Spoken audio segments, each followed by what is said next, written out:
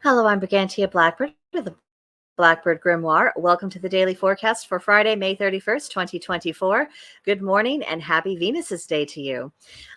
We have a waning crescent moon. We are in the midst of the Gemini season, the Celtic tree month of Hawthorn, deer season, and the Pluto retrograde.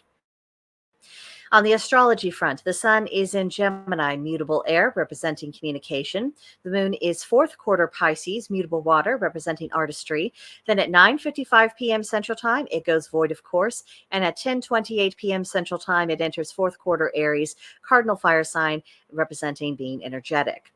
Mercury is in Taurus, fixed earth, representing practicality. Venus is in Gemini, mutable air, representing the spendthrift. Mars is in Aries, cardinal fire, representing initiative. Jupiter is in Gemini, mutable air, representing questing. Saturn is in Pisces, mutable water, representing nostalgia, but you can see my typo, bad Brigantia. That's what comes of being a woman operation. You don't always catch these things. Moving along, though, Uranus is in Taurus, fixed earth, representing practicality. Neptune is in Pisces, mutable water, representing imagination. Pluto is retrograde Aquarius, fixed air, meaning that we need to examine our intentions. And keep in mind the Pluto retrograde mantra, reflect, heal, evolve. So for our waning crescent moon, remember to rest, reflect, and purge. For the Aries moon that comes way later on, remember to be courageous, do brainstorm, and do make decisions. Don't get mixed up in conflict resolution, test patience, yours or anyone else's, and try to stay away from the sharp objects. So, on this day of Venus, the day begins with the moon in the very dreamy and romantic Pisces. And when combined with Venus and Gemini, we have the danger of overspending, likely with the very best of intentions, but that can become a real danger. Exercise restraint. Spoiling your loved one, it isn't a matter of, spending oceans of money upon them. And then expect inflamed passions to occur once the moon leans into Aries. So, something to look forward to this evening, gang. Our tarot card for today is the Four of Cups, representing boredom, annoyance, and stagnation. Ooh, it is not fun when we get a case of the doldrums, and perhaps we might feel a little bit of that in the air today. The question is, what is the origin of this particular feeling of that boredom, of that annoyance, of that stagnation? Not right now, Daisy. This is Daisy. Back to the tarot card. It can come from a lot of ways. Sometimes it might be coming from our work. Some jobs, you do it, it pays you money, it pays the rent, it puts food on the table, but that's about as deep as it goes. I mean, you do as good a job as you can, but, it doesn't exactly fulfill your life's purpose.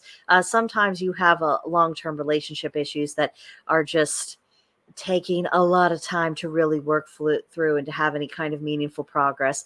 That can be a source of a great deal of boredom. Or even raising your kids.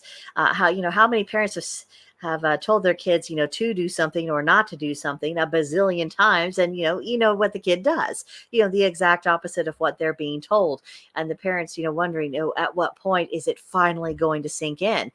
There could be boredom with just kind of the political and cultural state that we're living in, of like, how long is this, going to be going on with things being the way that they are, that everybody knows isn't working.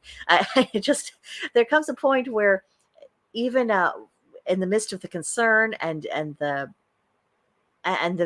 worry really about all the dreadful things that could happen if things continue to go on unchecked, there's also this sense of boredom of just how many people can raise the warning alarms? How many people can say this isn't good? How many people can offer perfectly good suggestions that, if implemented, would go a long way towards solving, or at least diffusing a lot of the tension? How long will that go on before, enough people finally listen and do something with all of this? There's a lot lot of different sources that our boredom could be coming from today. So try to identify that source, and if there's nothing more you can do about something today, try to refocus your attention on something else, preferably something that is uplifting to you, because there sometimes you do just have to wait. Sometimes you have done your part. You've done what everything that can be done that is within your power.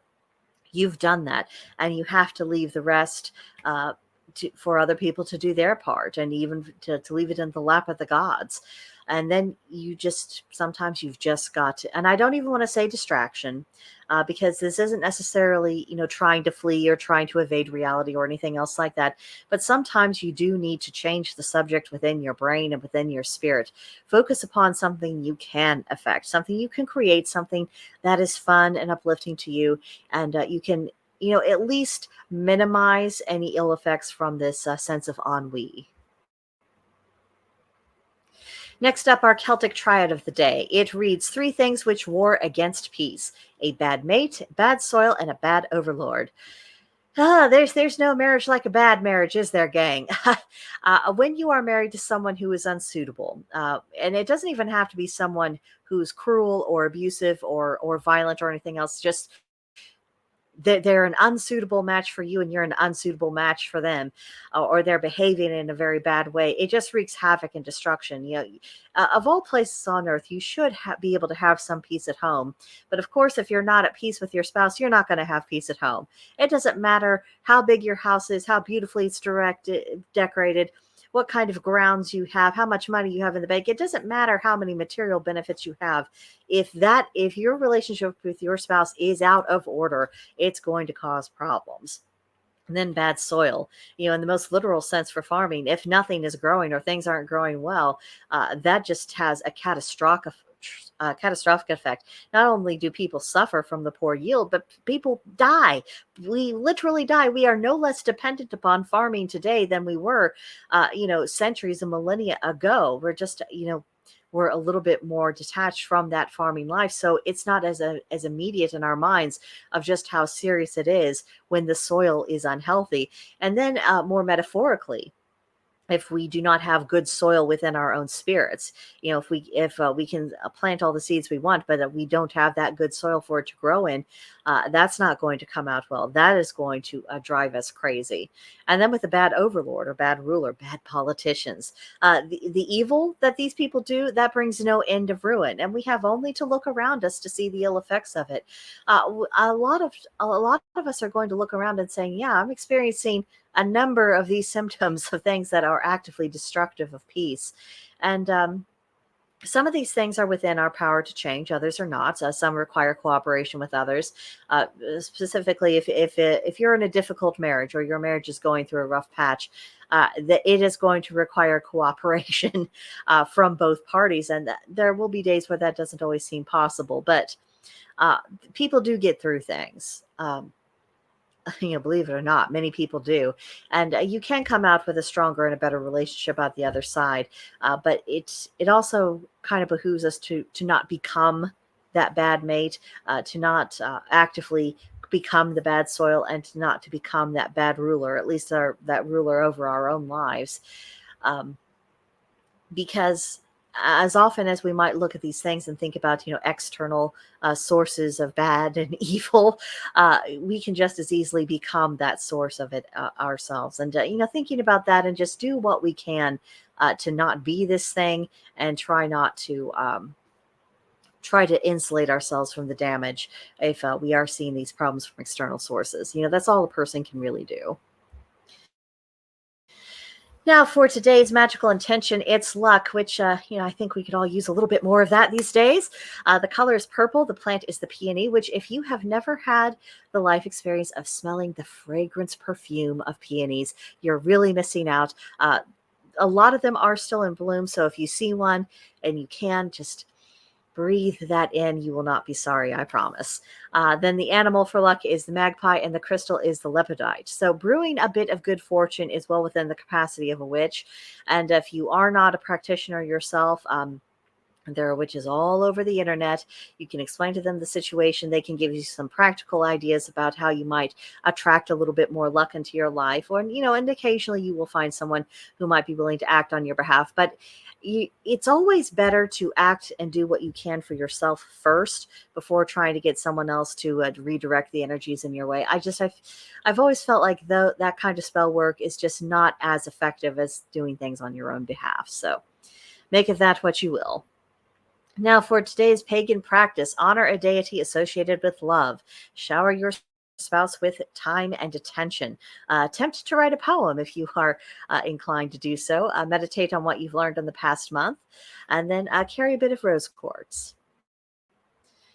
Oh, and I left off your journal. That is bad, bad, bad, bad. Well, I can't spontaneously pull up the picture that you were supposed to see, although I guarantee you it was very pretty and had to do with hand fasting. However, the journal prompt that I should have put down is have you discovered any new pagan artists and music since you began searching for songs and music that would be suitable for hand fasting, and how has that experience been for you, that process of discovery? That's what I should have written down. Bad Brigantia, my goodness. I haven't done this. There's been plenty of typos in my presentations before, but I have, I think this is the first occasions where something actually didn't get put in. So bad me, naughty, naughty. And I will be doing better in the future, much more mindful. I must have been tired when I did these. That's all I can think of. But that does it for today, and that does it for the entire month of May. We will begin brand new daily forecasts in June. You'll have a different background to look at because, I do like to switch up my colors with the season. So come back tomorrow, see what's in store. Leave your thoughts on today's forecast for me in the comments below, or email me at brigantiablackbird@protonmail.com. And I will see you guys next time. Bye.